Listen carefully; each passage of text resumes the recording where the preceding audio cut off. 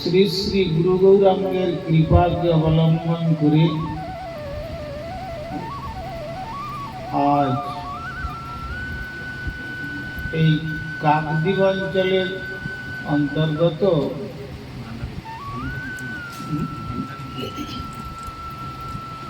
ভান্ডারীপুর গ্রামস্থিত আমার স্নেহের শ্রীমান রাধারমন দাসাধিকারী প্রভু এবং স্নেহাস্পদা তরুলতা মায়ের ঐকান্তিক ইচ্ছাক্রমে এখানে কিছু ভাগবতী কথা শ্রবণ এবং কীর্তনেতে অংশগ্রহণ করবার জন্য আমরা কয়েকজন ব্যক্তি এখানে উপস্থিত হয়েছি।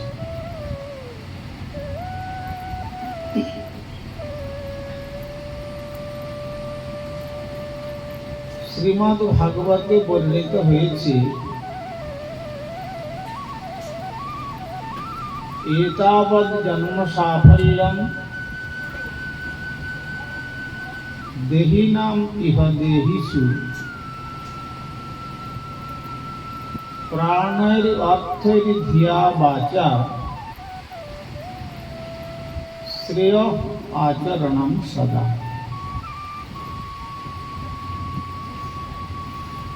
এতাবৎ জন্ম সাফল্যম,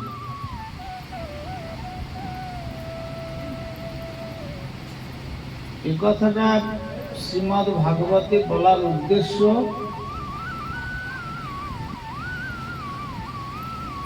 এখন যে জন্মটা আমরা লাভ করেছি, এই জীবনের সফলতা কোথায়, সেই প্রসঙ্গেই শ্রীল সুখদেব গোস্বামী চরণ পরীক্ষিত মহারাজের নিকট তা বর্ণনা দিচ্ছেন।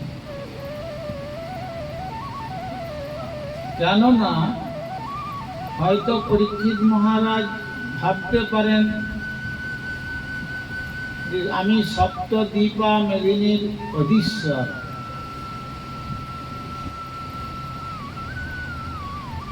এই জম্বুদ্বীপের অন্তর্গত হচ্ছে এই ভারতবর্ষ।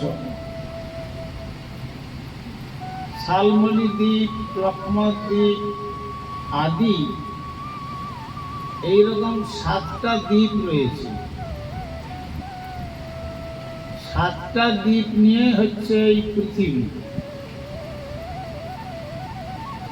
এই পৃথিবীর যিনি রাজা ছিলেন তখন, তিনি হয়তো ভাবতে পারেন যে আমি যখন পৃথিবীর রাজত্ব করতে পেরেছি, এইটাই আমার জীবনের সফলতা। কিন্তু সেই কথাটিকে সুখদেব গোস্বামী চরণ সম্পূর্ণরূপে নিরাশ করে বললেন, এইটা জন্মের সফলতা নয়।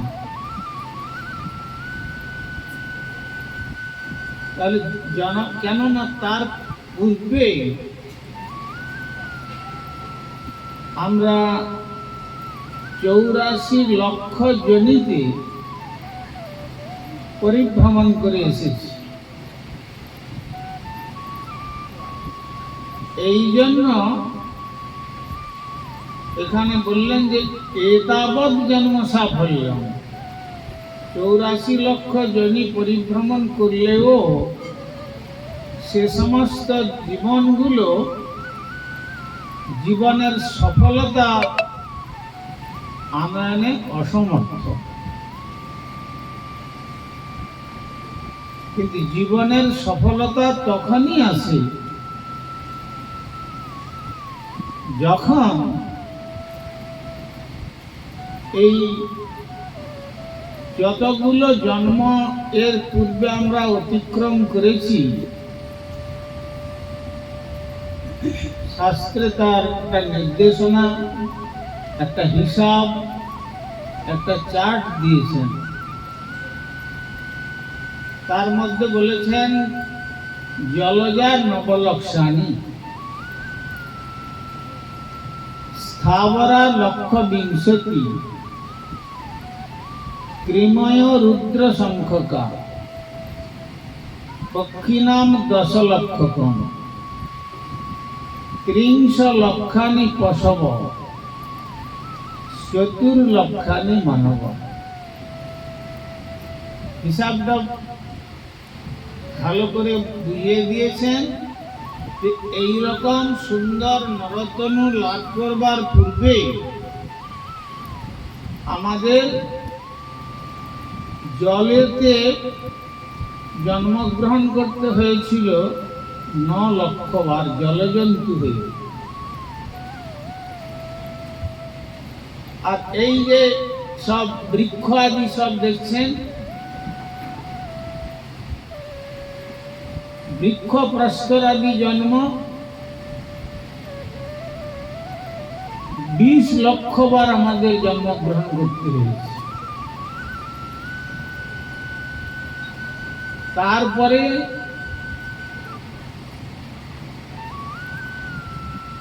কৃমিকীট জন্ম আমরা লাভ করেছি, সেটা হচ্ছে 11 লক্ষ বার। এগুলো সব কর্মের ফলে ভোগ করবার জন্য। তারপরে পক্ষী নাম 10 লক্ষকম, পক্ষীকুলে 10 লক্ষ বার জন্ম আমরা গ্রহণ করেছি। তারপরে 30 লক্ষ বার পশু জন্ম আমাদের হয়েছে।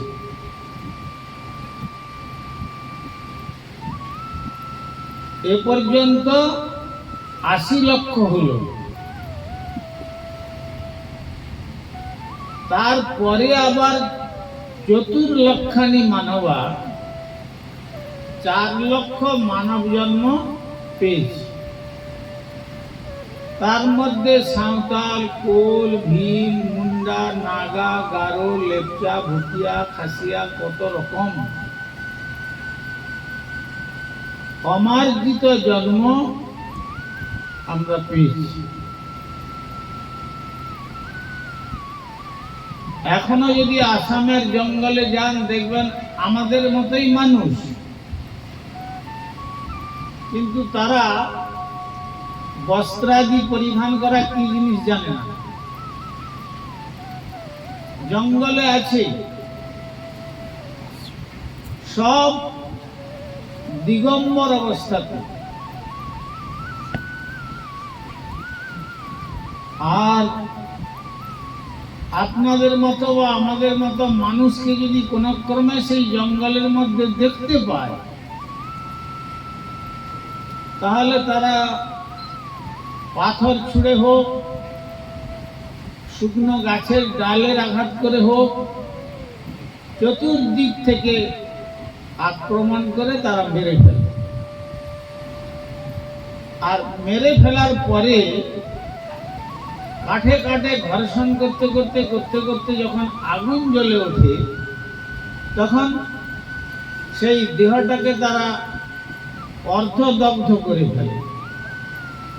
তারপরে স্ত্রী, পুত্র, ছেলে মেয়ে নিয়ে একবারে তাদের ভোজ শুরু করে, তাদের মহোৎসব চলতে থাকে। তারাও কিন্তু মানুষ।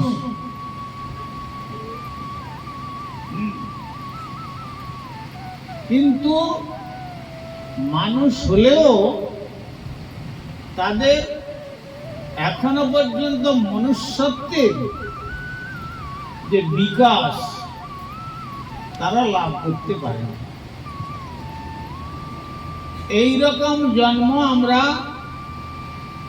84 লক্ষ বার অতিক্রম করে এই সর্বশেষে এই ভারত ভূমিতে মানবীর গর্ভে মানুষ হয়ে জন্মগ্রহণ করবার সৌভাগ্য আমরা প্রাপ্ত হই। সেই জন্য বললেন এটা কেবল ভারতবাসীর জন্য সৌভাগ্য।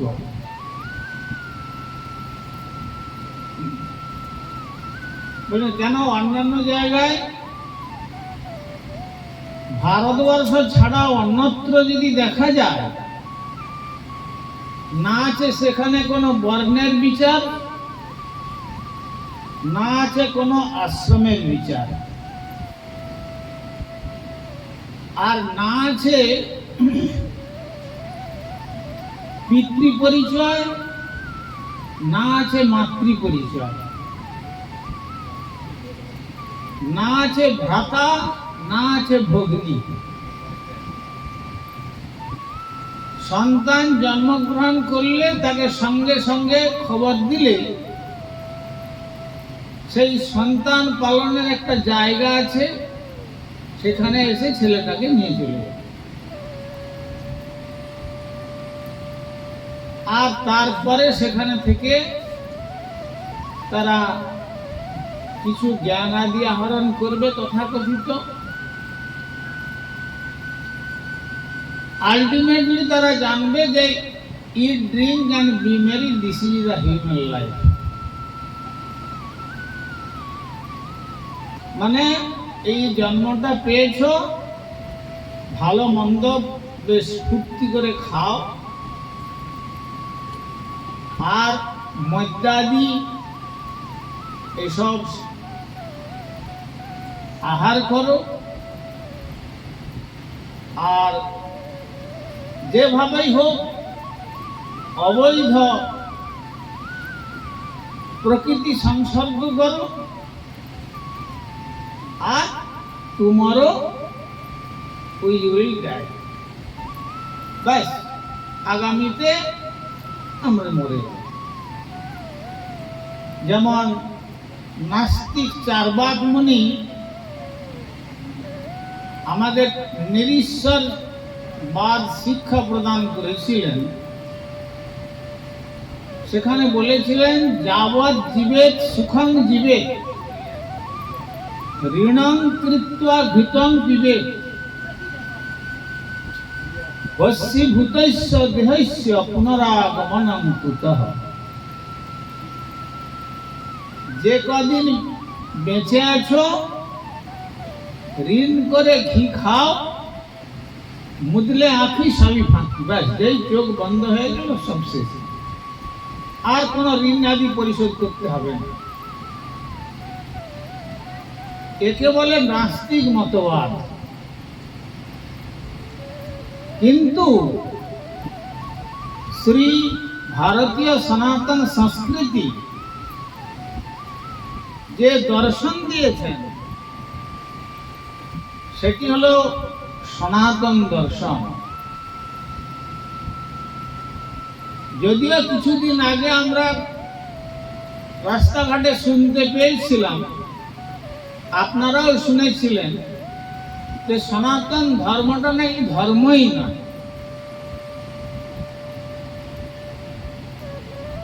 তো তাহলে কোনটা ধর্ম? কেননা যদি পূর্ব যে সুরি তাদের অস্তিত্বকে স্বীকার না করা যায়,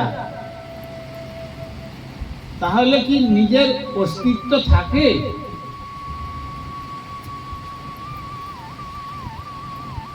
যেমন আমি পিতামাতার অস্তিত্ব স্বীকার করলাম না, পিতামহ পিতামহীর অস্তিত্ব স্বীকার করলাম না, প্রপিতামহ প্রপিতামহীর অস্তিত্ব স্বীকার করলাম না। এ যদি স্বীকার না করি, তাহলে কি নিজের পরিচয়ে সে পরিচিত হতে পারবে? তা তো পারে না। যদি বলে যে আমি আমার বাবা মার অস্তিত্বই মানি না, তখন লোকে কি বলবে? বুদ্ধিমান ব্যক্তি বলবে যে এটা বেজন্মা সন্তান জন্মেছে। তেমনি যারা এমন সুন্দর ভারতবর্ষে জন্মগ্রহণ করেও সনাতন ধর্মের অস্তিত্ব স্বীকার করেন না, তারা তাদের জীবনটিকে ঠিক ওই পর্যায়েতে পৌঁছে দিতে চাচ্ছেন। সেই জন্য কেহ মানুক আর না মানুক সব তার দাস। যে মানে তার হয় গোলকেতে বাস, আর যে না মানে সেই পাপে তার হয় সর্বনাশ। অতএব আমাদের এটা জানতে হবে যে বাস্তব ধর্ম বলতে হচ্ছে সনাতন ধর্ম, যার অপর নাম নিত্য ধর্ম বা জৈব ধর্ম বা আত্মা ধর্ম, যেটি পূর্বেও ছিলেন, এখনো আছেন। বিশ্ব যখন মহাপ্রলয় চলিলে আবার মহাপ্রলয় হয়ে যাবে, সেই ধর্ম আবার ভগবৎ কর্তৃক প্রকাশিত হয়। সেই জন্য ভাগবতে বলেছেন, ধর্মন্তু সাক্ষাৎ ভগবৎ প্রণীতম নবৈ বিদু ঋষি নাপি দেবা ন সিদ্ধ সঙ্গা আসুর মনুষ্য।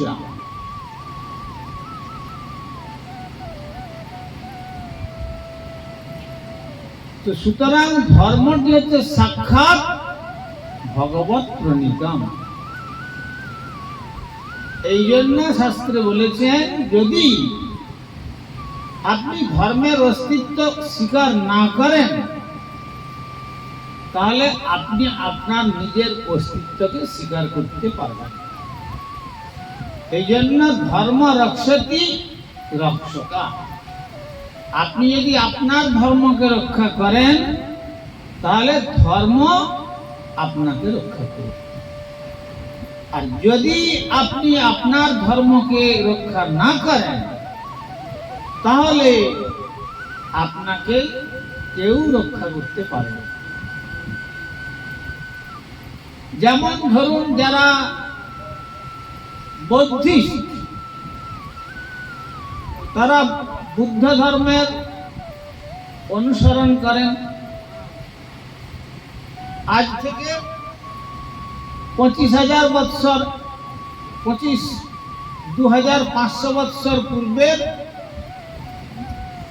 থেকে উৎপত্তি, অর্থাৎ 2500 বৎসরের আগে এটি কোনো ধর্ম বলে কোনো ছিল না, যে অহিংসা পরম ধর্ম, এই তাদের কথা। আর ছিল কি? আচ্ছা, তারপরে দেখুন, এই যে আমরা খ্রিস্ট ধর্ম, খ্রিস্টাব্দ যে আমরা পালন করি, সেখানে 2026 বৎসরের আগে কোনো খ্রিস্ট ধর্মের অস্তিত্ব ছিল না। যীশু খ্রিস্ট এসে তিনি সেই অহিংসার বাণী প্রচার করতে চেয়েছিলেন। আমাদের পরম গুরুদেব ছিল প্রভুপাদ বললেন, তিনি ভগবানের সত্যাবেশ অবতার রূপে এসেছিলেন। কিন্তু যেহেতু তিনি ওই অঞ্চলে, ওই সমস্ত রাষ্ট্রে, ভারত বহির্ভূত স্থানে অহিংসার বাণী প্রচার করতে গেলেন, আপনারা সকলে জানেন,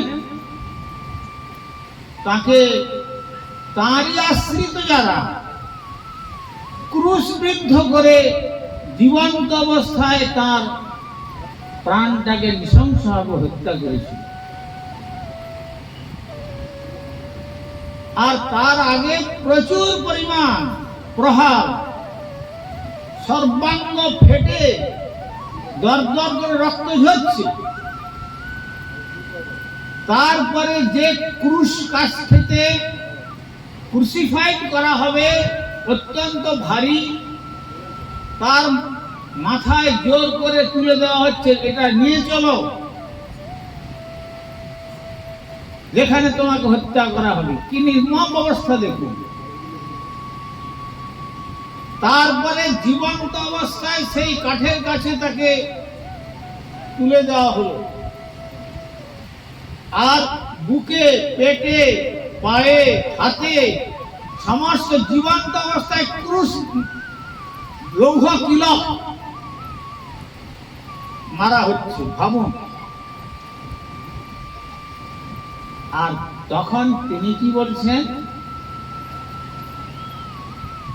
ধর্মের প্রবক্তারা এসে কি বলছেন দেখুন।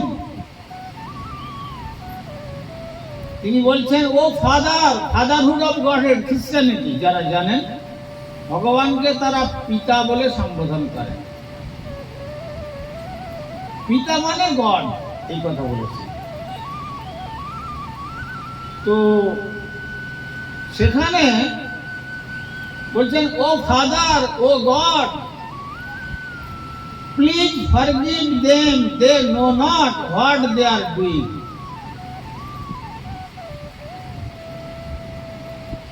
শুধু কথাটা ভাবুন যে মানুষটাকে কিভাবে নৃশংসভাবে হত্যা করা হচ্ছে, আর তিনি তখন হাত জোড়ো করেও প্রার্থনা করতে পারছেন না। কেন না এই অবস্থাতে কাষ্ঠের মধ্যে তাকে লৌহ কিলক দিয়ে আটকে দেওয়া হয়েছে, প্রাণটা তখনও নির্গত হয় নাই। সে তখন বলছে যে, ও ফাদার, ও গড, হে জগৎ পিতা, হে ভগবান, তুমি এই সমস্ত ব্যক্তিদের একটু ক্ষমা সুন্দর দৃষ্টিতে একটু ক্ষমা করো। They know not what they are doing. কেননা এরা জানে না যে কি মহৎ অপরাধ এরা করছে। এদের যেন অপরাধ করার প্রবৃত্তি জন্মে জন্মে বিনষ্ট হয়ে একদিন যেন সত্য সত্য সনাতন ধর্মেতে অনুরাগযুক্ত হয়ে যথার্থ অহিংসাকে আশ্রয় করে পরম পুরুষ ভগবান লীলা পুরুষোত্তম সেই গডের পাদ পদ্মে পৌঁছতে পারে। সুতরাং এই হচ্ছে মহৎ চরিত্র। কিন্তু সেও 2026 বৎসর থেকে তার সেই ধর্মের প্রকাশ, তার আগে কি ছিল না। প্রায় 1500 বৎসর পূর্বে হযরত মুহাম্মদ এসেছিলেন।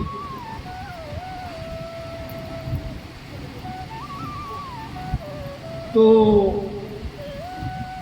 সেখানে তার পিতা ছিলেন ব্রাহ্মণ,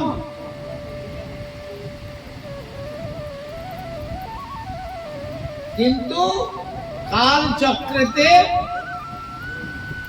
সে এসে শুদ্ধ ব্রাহ্মণতা পরিত্যাগ করে একটা মুসলিম ধর্মের প্রচার করল। সেটা 1500 বৎসর আগে। তার আগে ছিল কোন অস্তিত্ব ছিল না। ইহুদিদের মূসা,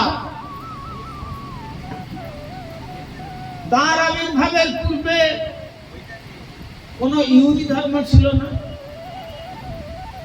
পার্সিদের জোরেস্টার, তার পূর্বে কোন পার্সি ধর্ম ছিল না। এইভাবে যদি একের পর এক বিচার করে দেখা যায়, এগুলো সব তাৎকালিক,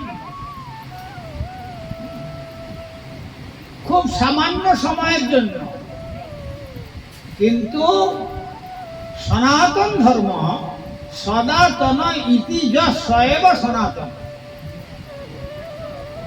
এটা নিত্য ধর্ম।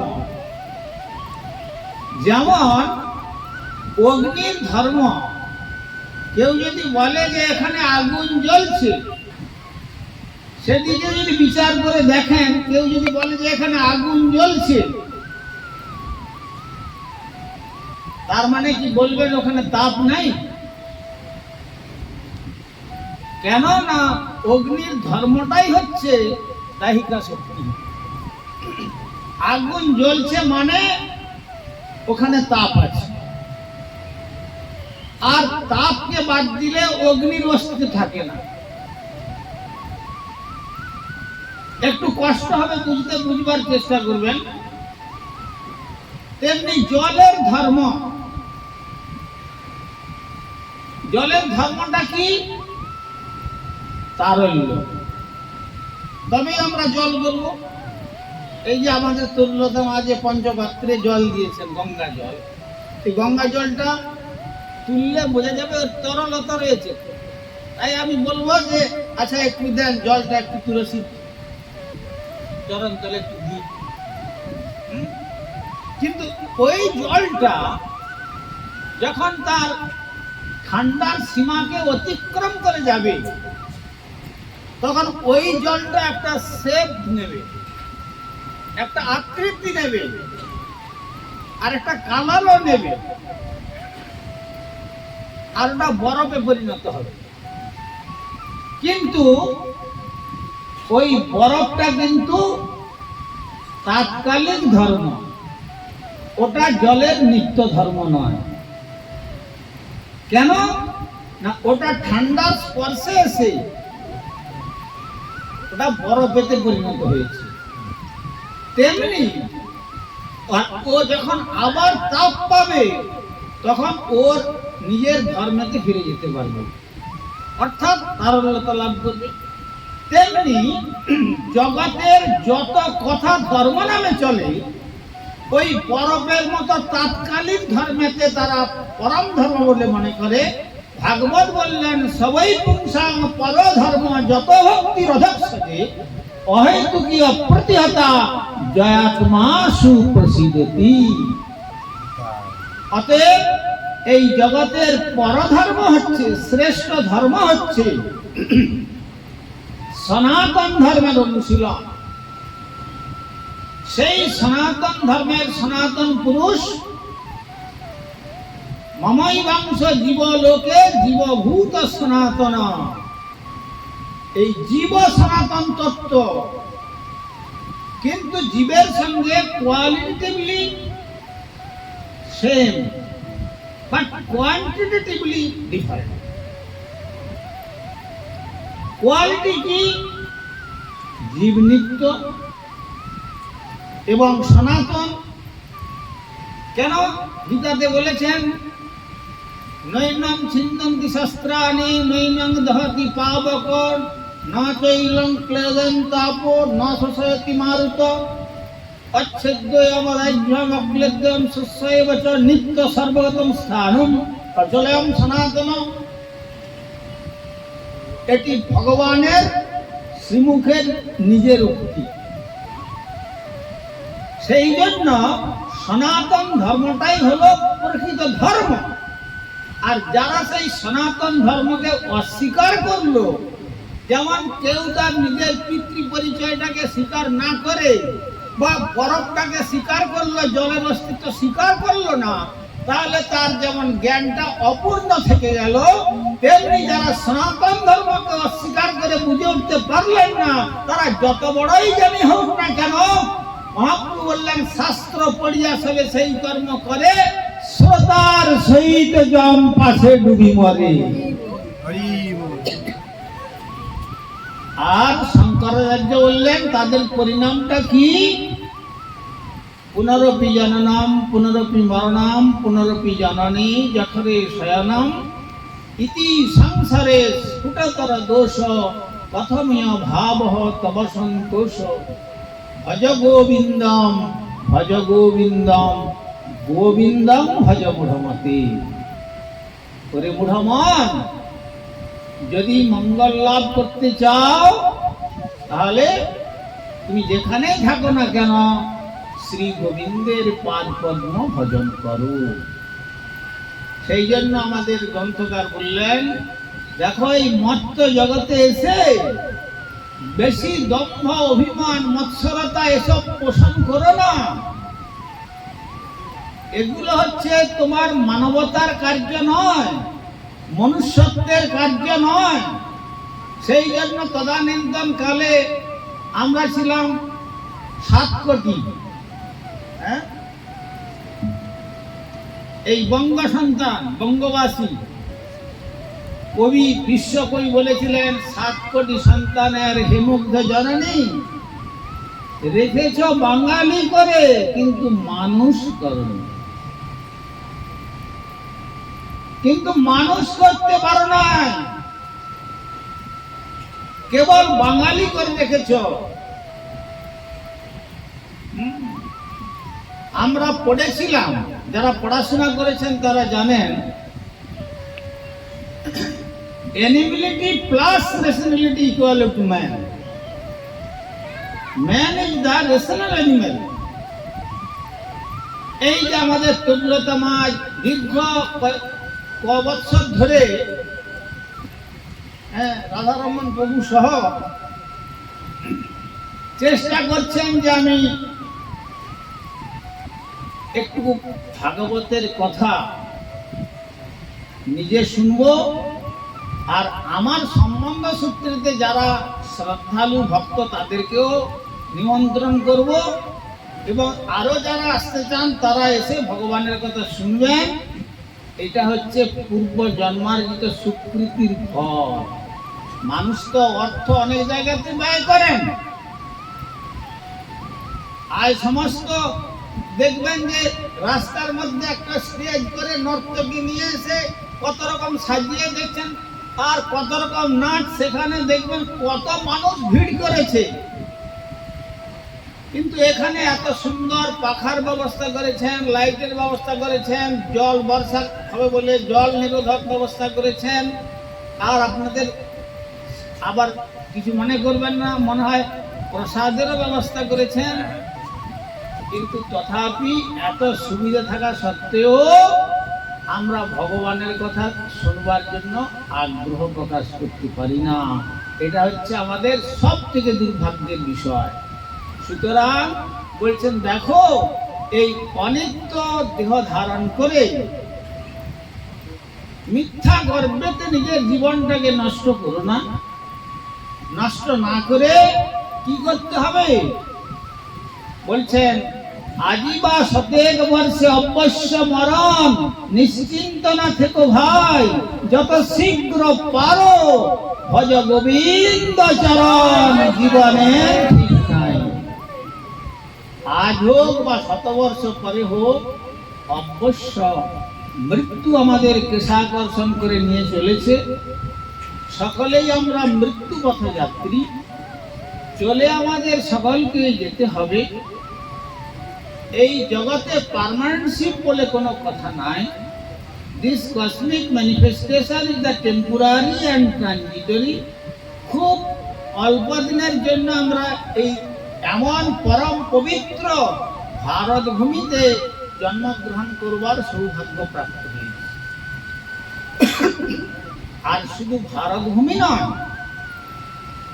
ভারত ভূমির মধ্যে রয়েছে অযোধ্যা ধাম, ভারত ভূমির মধ্যে রয়েছে পুরুষোত্তম ধাম শ্রীক্ষেত্র, ভারত ভূমির মধ্যে রয়েছে দ্বারকা ধাম, ভারত ভূমির মধ্যে রয়েছে শ্রীধাম বৃন্দাবন, ভারত ভূমির মধ্যে রয়েছে কেদার বদরিকাশ্রম, গঙ্গোত্রী, যমুনোত্রী।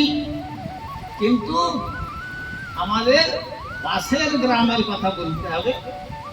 পাশের গ্রাম যদি বলতে হয়, আমাদের যেন নিত্য পড়শির রূপ ধারণ করে এসেছিলেন আমাদের প্রেমের ঠাকুর শ্রী চৈতন্য মহাপ্রভু এই বঙ্গভূমিতে।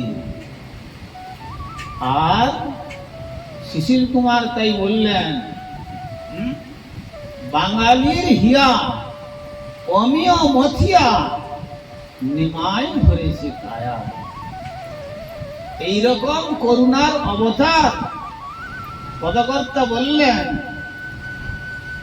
ওরে হেন অবতার হবে কি হয়েছে, হেন প্রেম পরচার। হেন অবতার হবে কি হয়েছে, হেন প্রেম পরচার। ভগবানের যত অবতার এসছেন সবাই ভারতবর্ষে এসছেন, আর অন্যত্র নয়।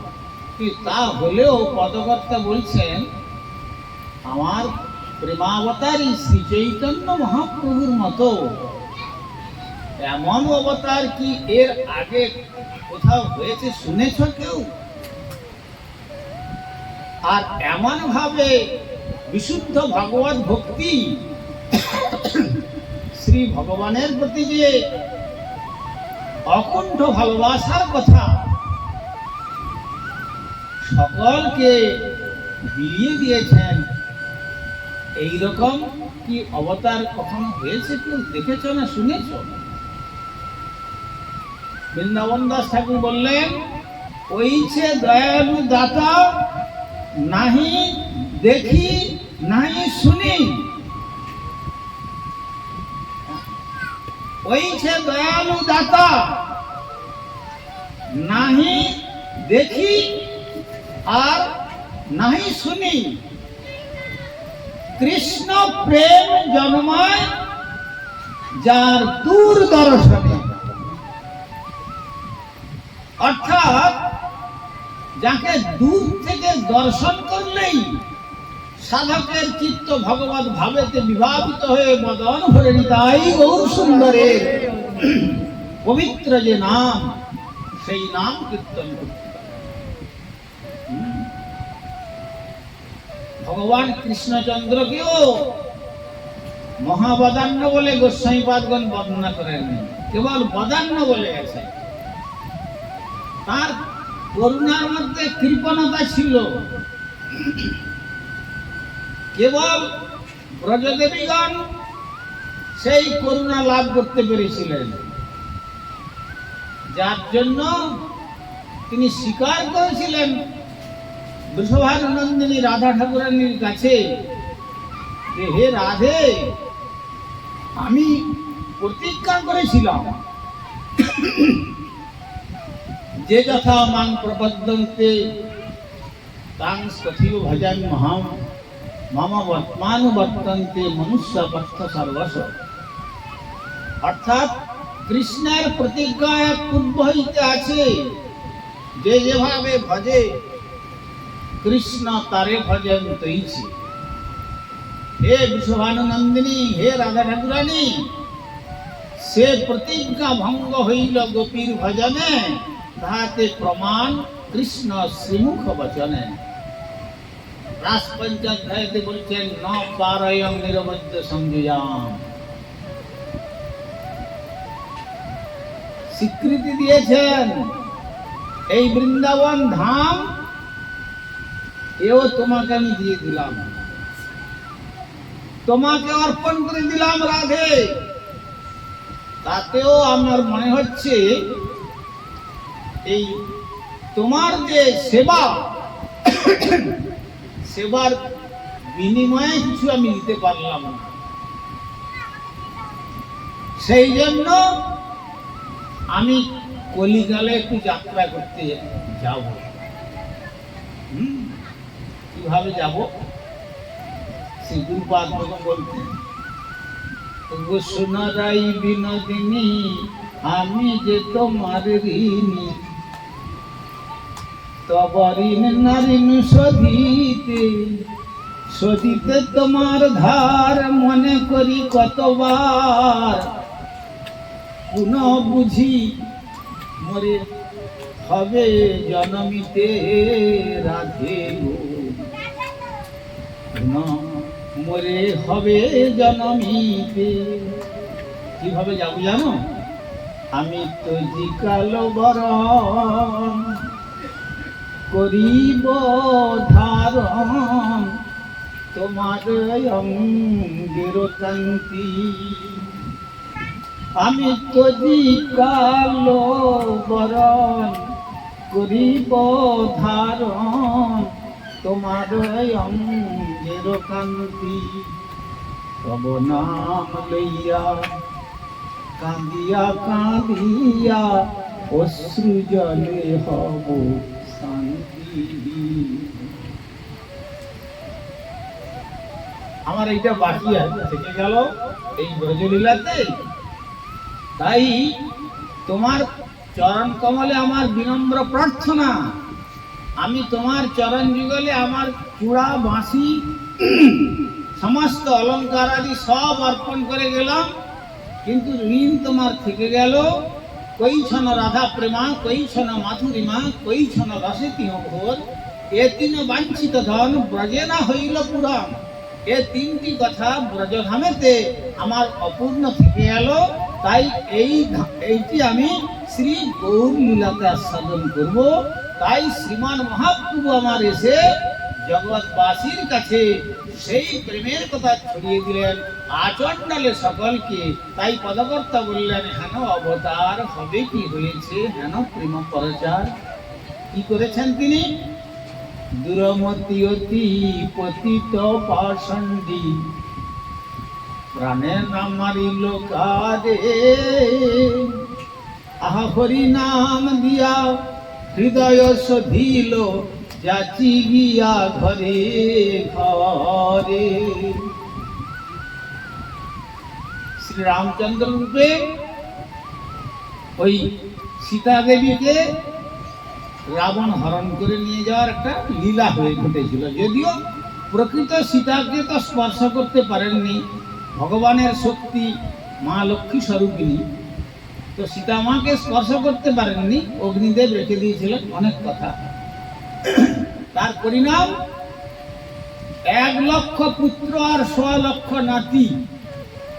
একজনকেও রামচন্দ্র রাখেননি যে মৃত্যুর পরে একটু প্রদীপ জেলে বাতি দেবে, হ্যাঁ, একটু পিণ্ডদান করবে, কাউকে রাখেননি, সব বিনাশ করে দিয়েছেন। আর ভগবান কৃষ্ণচন্দ্রের কথা বলতো, আপনারা তো নিজেরাই ভজন করেন। বলে হ্যাঁ, কৃষ্ণ তো 6 দিনের বয়স থেকে আরম্ভ করে দিয়েছেন কার্য। হ্যাঁ,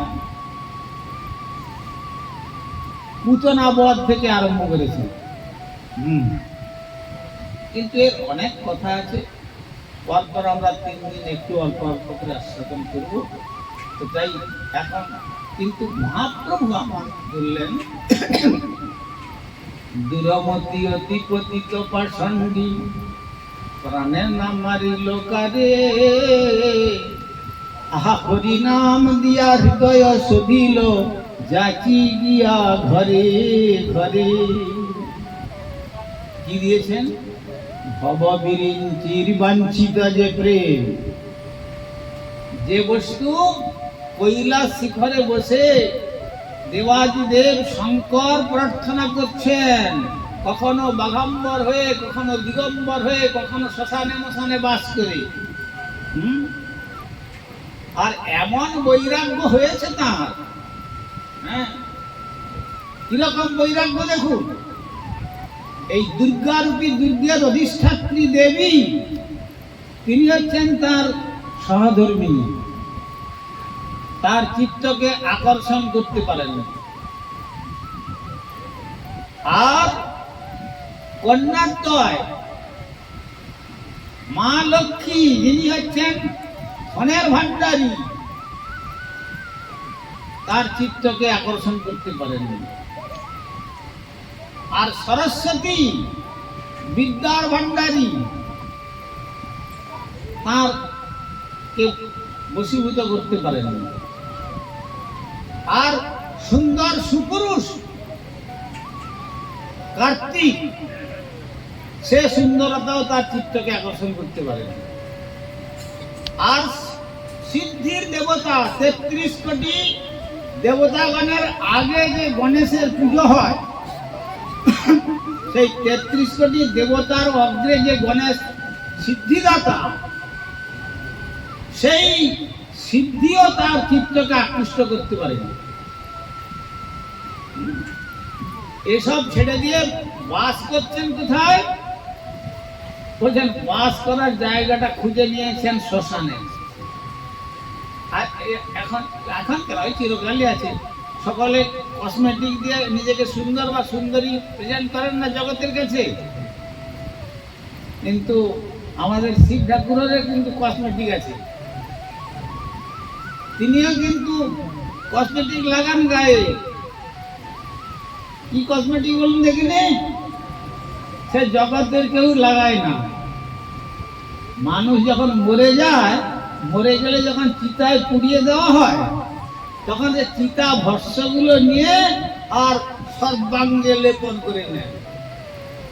আর জানাচ্ছেন কি, এই সমস্ত আসক্তির বস্তু এই জগতে জন্মগ্রহণ করে তুমি যতই অনুরাগযুক্ত হও না কেন, এই শরীর হ্যায় एक मिट्टी का पुतला, एक दिन आग में जल जाएगा। অতএব তুমি সব সময় মনে করো এই মিথ্যা দুদিনের অনিত্য শরীর নিয়ে অভিমান অহংকার না করে তুমি এটা মনে করে নাও, এটা মাটির পুতুলের মতো, জল পড়লে আবার পঞ্চভূতে মাটি গলে তার অস্তিত্ব হারিয়ে ফেলবে। সুতরাং এ সব সময়ের জন্য চিন্তা করতে করতে মনে করো যে এটা চিতা ভস্যতে রূপান্তর হবে, এটাই আর মিথ্যা গর্ব করো না। এই গর্ব অভিমানকে পরিত্যাগ করে বরং মহৎ চরণাশ্রয় করো। আর কি অলঙ্কার আছে তা বলছেন, গলাতে রেখেছেন সর্প। সেই সর্পটি কে জানেন? তিনি হচ্ছেন তার গুরুদেব, অর্থাৎ অনন্তদেব। বলছেন দেখো, এই এমন শরীর লাভ করেছ, কণ্ঠ দেশে গুরুদেবের স্মৃতি সংরক্ষণ করো। তাহলে কি হবে জানো?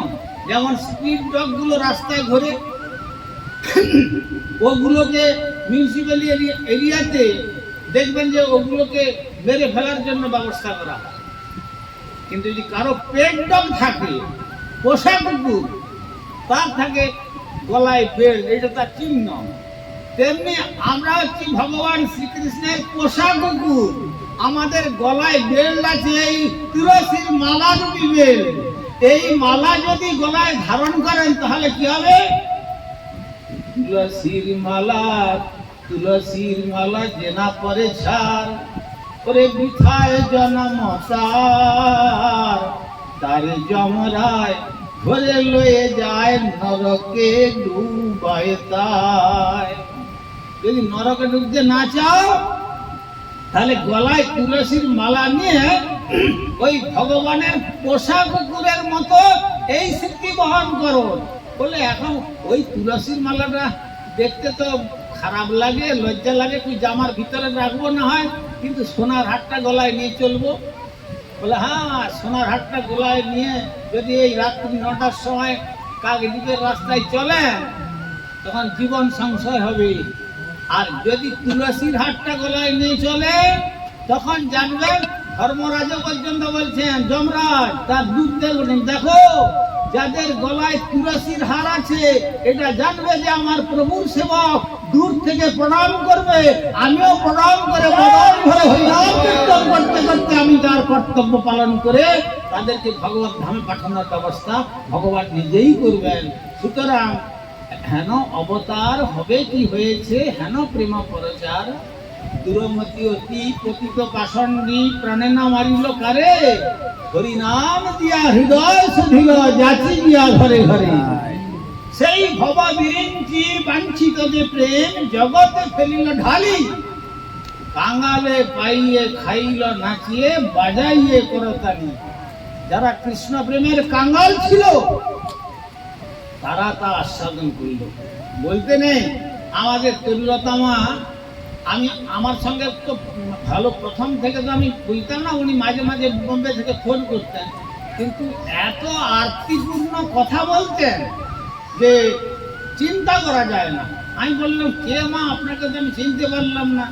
তখন বলছেন আপনি আমাকে চিনতে পারবেন না, তো আমি কাকদ্বীপে থাকতাম, এখন বোম্বেতে আছি। তো যাই হোক, তো সেই এইরকম ভগবানের চরণে আরতি রেখে মহৎ চরণেতে দৃঢ় নিষ্ঠাযুক্ত হয়ে আমাদের ভগবত ভজন করতে পারলেই তাহলে আমাদের এই সংসার চক্রের থেকে আমরা নিষ্কৃতি লাভ করতে পারবো। আমাদের তরুণতমা বলেছিলেন, আপনি কেবল যদি একটু বলতে পারেন বলবেন, না একটুখানি বসবেন, একটু 10-15 মিনিট, একটু বেশি সময় হয়ে গেল। যাক, এখন আর সময় আছে, আর আজকে আর কিছু বলবো না। তো যাই হোক, আপনারা যে যেখানে থাকুন মহৎ চরণ আশ্রয় করে হরিনাম গ্রহণ করুন, হরিভজন করুন। দেখুন, এই জগৎ ছেড়ে চলে যেতেই হবে আমাদের একদিন। পদকর্তা বলছেন, এ দেহ ছাড়িয়া যবে যাবি রে সংসার, ওরে কোথা রবে তোমার সাধের পুত্র পরিবার, ও তোর নয়ন মোহ দিলে সবই অন্ধকার, তাই রাখরতি মতি যুগল চরণে, লায় রতন হারায় নাম, কেবল হরি হরি বলো বদনে। জয় জয় শ্রী শ্রী নিতাই গৌর প্রেমানন্দে হরি।